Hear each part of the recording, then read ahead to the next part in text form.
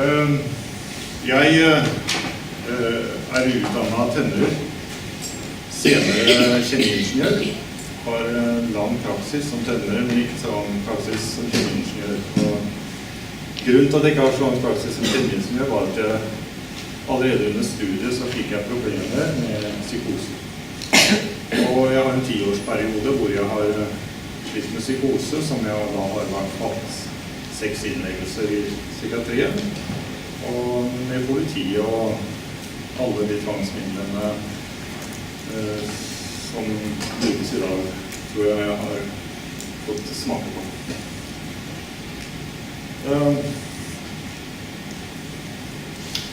Så siden jeg har lang erfaring som tømrer, så har jeg lyst til å sammenligne helsefag med tømmerfag for å prøve å sette i perspektiv.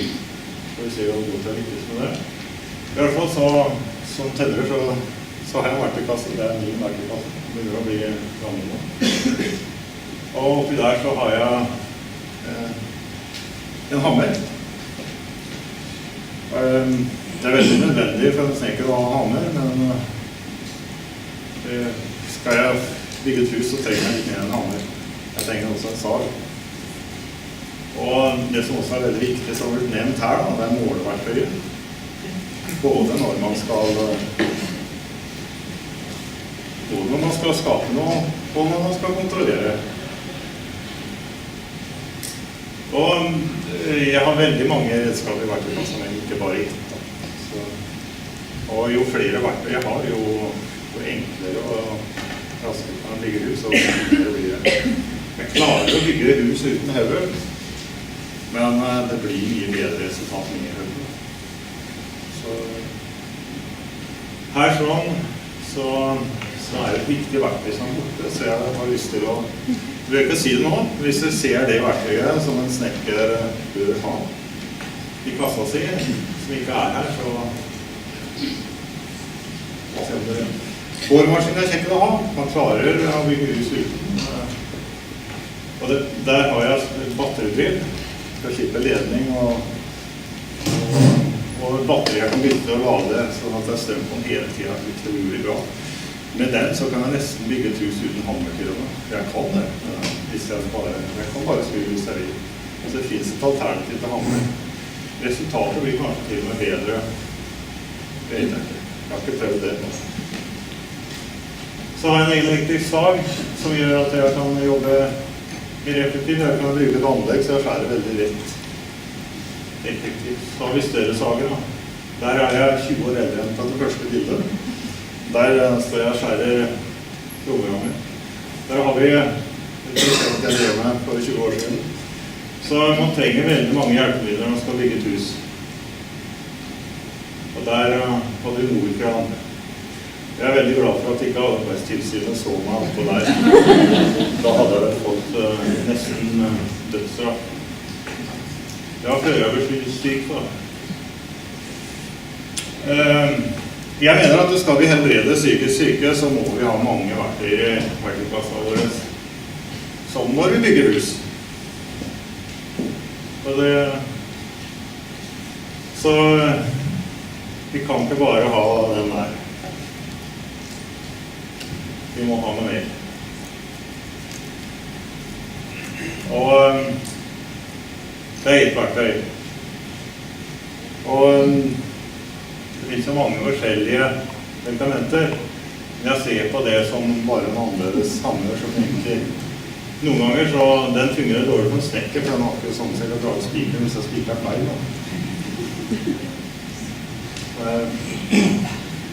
Det er egentlig samme verktøy med litt annen utforming da. Så det er en veldig fancy hammer, men det er ikke det. Det hjelper ikke hvis det er noe annet. Jeg skjønner hvorfor legemidler dominerer så veldig mye, og det tror det bildet her forteller. Så jeg kan også ødelegge med en hammer. Jeg kan slå hardt og ødelegge. Så at verktøy kan også misbrukes. Og hvis jeg bare hadde en hammer, så ville jeg bygge, så tror jeg det at jeg ville bygge sånne hus. Det er et hus jeg har vært med på bygd. Jeg har gjort det meste bak av taket der. Det er et neste hus. Så har man mange verktøy og god erfaring, god utdanning i faget, så bygger man bra hus. Sånn kan det se ut. Jeg sier ikke at noen bygger sånne hus og tror det hus, men det setter ting litt på spissen nå. Så det har jo begynt å komme i fokus nå. Dette jo ikke antipsykotiske preparater som jeg har smakt på, men jeg hører ofte at legemiddel har effekt og psykofarmaka eller antipsykotikum, det har jo effekt. Men jeg skal snakke om meg selv, og en god del av våre medlemmer så har de ikke ønsket effekt. Og da teller det ikke for oss altså, om det effekt. Og det kan drikke brennende nå, det har effekt, men ikke ønsket effekt da.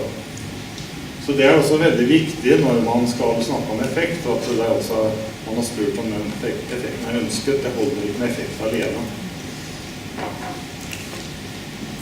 Så jeg mener faktisk at tvangsmedisinering må pulves med en sånn hammer. Så vet man også bruke den pulve der kanskje. Så psykisk helsevern må skaffe seg flere verktøy. Nå det jo noen som flinke, og andre ikke så flinke. Så jeg vet, det veldig stor forskjell, det har blitt nevnt her også før.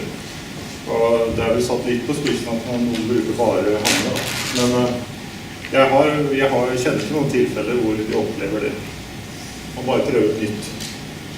Så jeg kjenner personer som har hatt veldig stor nytte av å legge på kostholdet.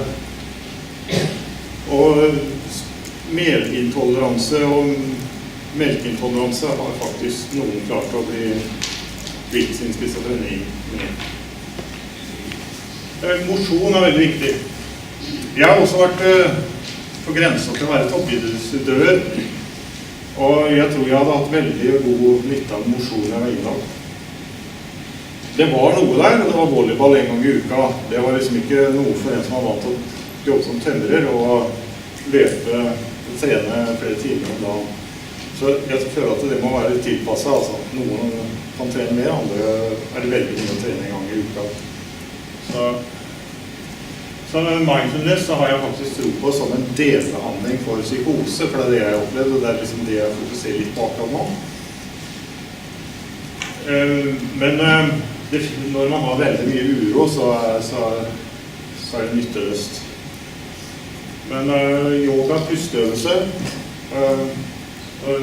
meditasjon, det går i hverandre dette her. Sjamanisme, der har vi en god del flere teknikker. Jeg skal komme litt til på det videre. Og lignende.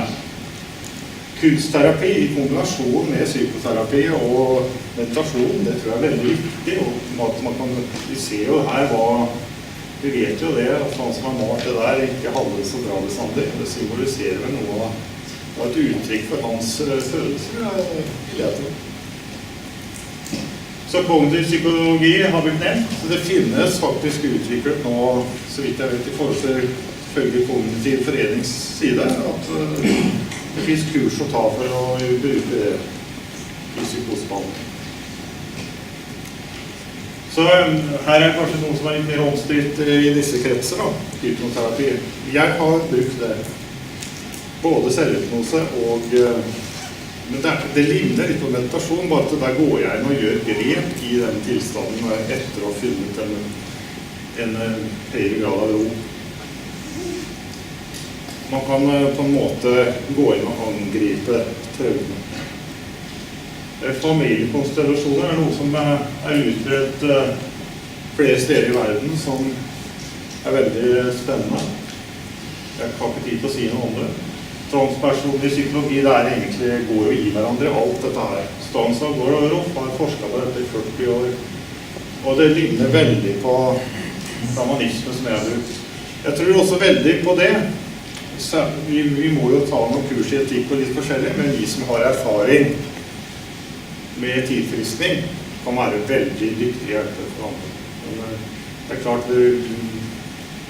jeg ikke så veldig glad i at vi skal ta den samme utdanningen som erfaringsveileder, eller hva vi nå skal være. At vi skal gå høyskole eller universitet for å kunne drive, men jeg føler at vi må ha en slags kursing likevel. Jeg håper at vi organisasjoner skal kunne stå for det.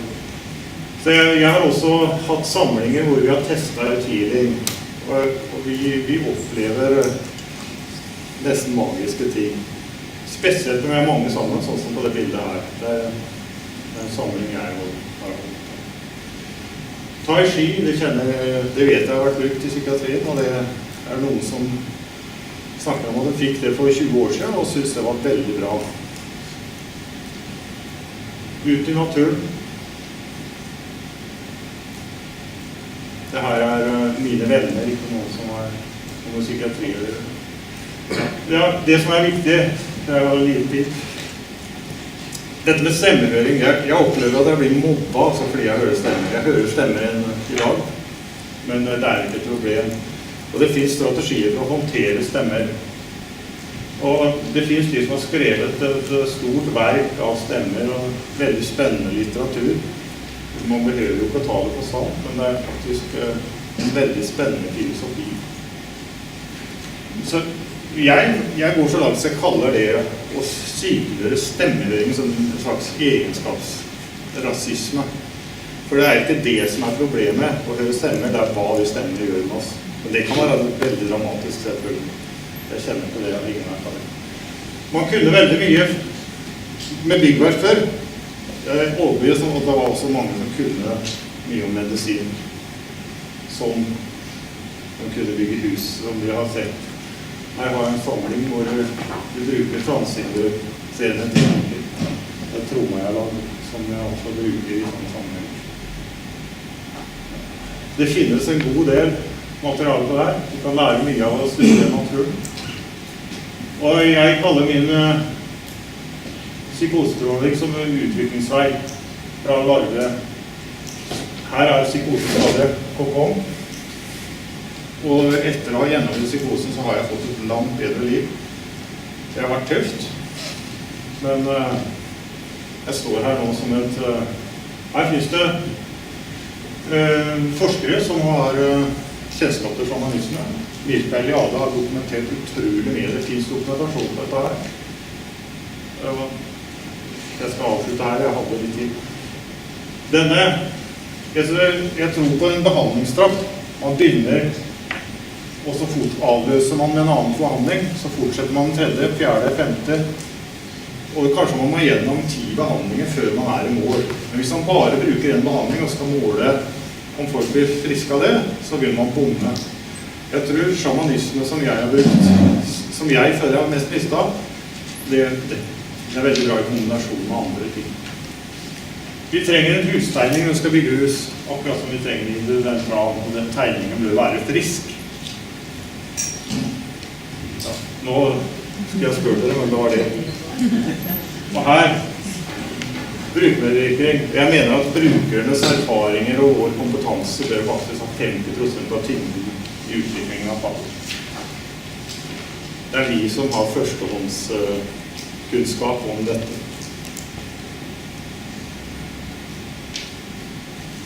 Ja, uten brukermedvirkning så mangler vi det der målverket. Og hvis vi ikke har det, så blir det sånn.